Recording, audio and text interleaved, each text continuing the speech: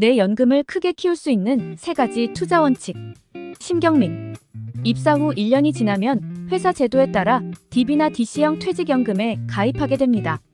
연말정산을 위해 서류를 준비하다 보면 절세를 위한 방법이 있다는 것을 알게 되고 연 900만 원까지 세액공제 혜택이 있는 개인형 연금 계좌에 가입하면서 연금에 대해서도 관심이 생기게 됩니다.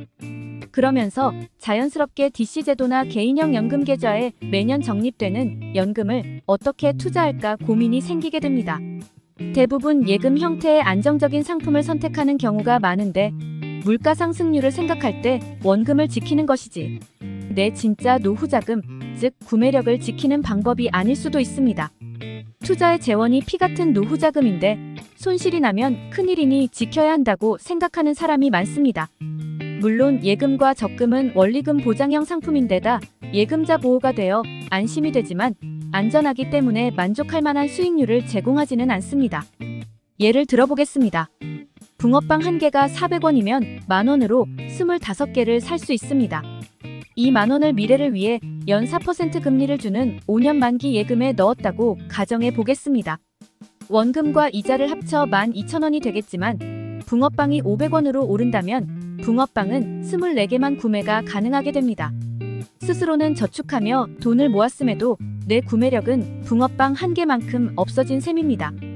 물가 상승률을 감안하면 결과적으로 예금에 가입한 것이 손해가 될 수도 있다는 얘기입니다. 투자 수익률은 인플레이션을 이길 정도가 돼야 의미가 있습니다. 당연히 투자에는 리스크, 즉 변동성이 존재합니다. 예금은 만기까지 확정이자를 주지만 투자는 수익이 날지 손해가 날지 사전에 알 수가 없습니다.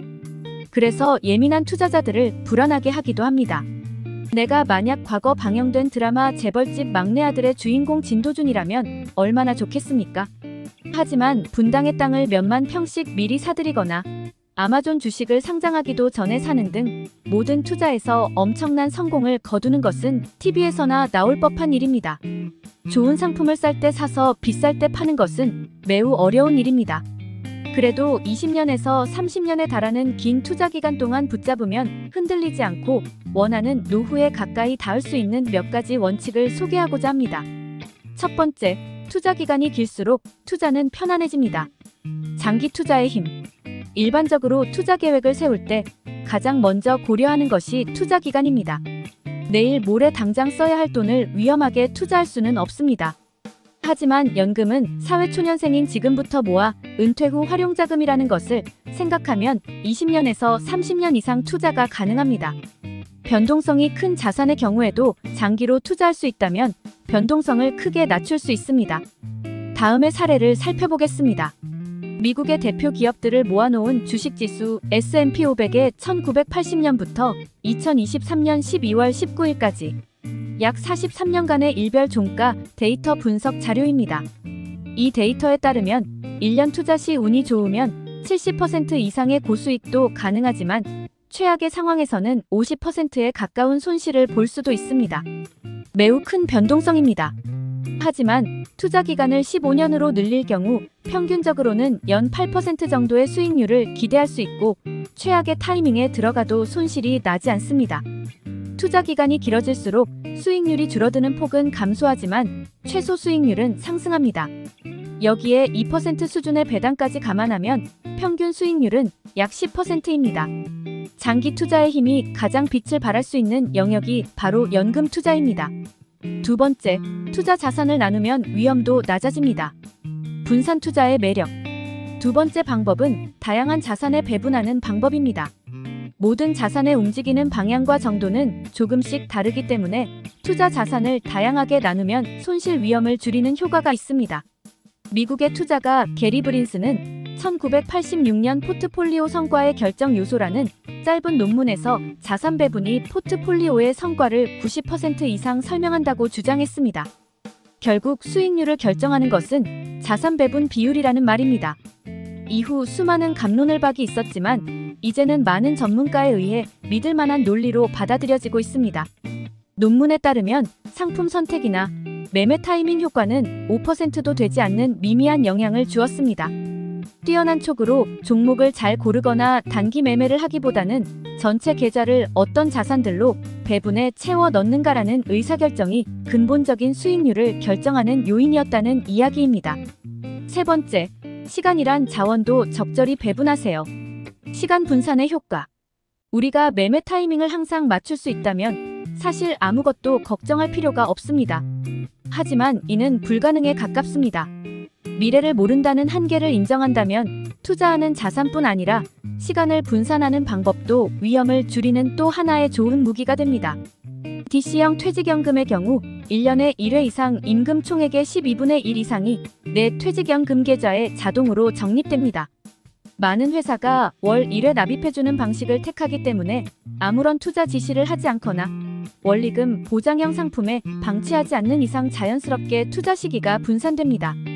IRP 또는 연금저축 같은 개인형 연금계좌 가입자들의 경우 목표한 연간 세액공제 금액을 12달로 나누어 매월 소액으로 미리 정해둔 상품들을 적립식으로 매수할 수 있습니다.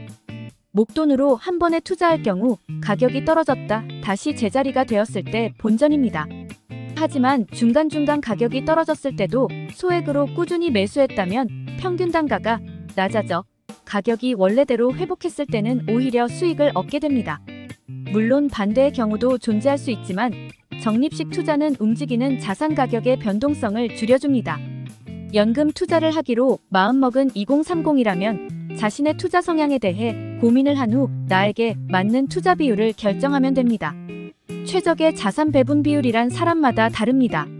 수익률을 높이려면 투자 비율을 높여 변동성을 감수해야 합니다.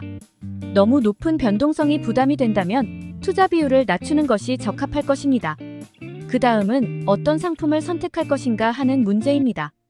연금에 적합한 상품이 따로 정해져 있는 것은 아니지만 여러 전문가의 조언에 따르면 직접적인 투자나 자산 배분이 어려울 경우 잘 배분되어 있는 상품을 고르는 것도 좋은 선택지가 됩니다. 대표 기업 종목들로 구성된 대표 주가 지수를 추종하는 인덱스 펀드, ETF 또는 주식, 채권 등 다양한 자산으로 배분돼 있고 시간이 흐름에 따라 자동적으로 배분 비중을 조절하는 TDF 등이 그 대표적인 예시입니다. 직접적으로 상품을 선택하는 것이 부담스럽다면 각 금융사의 포트폴리오 서비스를 확인해 자문이나 일임을 통해 일정 부분의 자산 관리를 금융회사에 맡기는 것도 고려해 볼 수 있습니다. 이상 내 연금을 크게 키울 수 있는 3가지 투자 원칙을 알아보았습니다. 이번 영상도 유익하셨다면 구독, 좋아요, 알림 설정 부탁드리겠습니다. 오늘도 오전에는 건강을, 오후에는 부를 얻는 하루 보내세요. 감사합니다.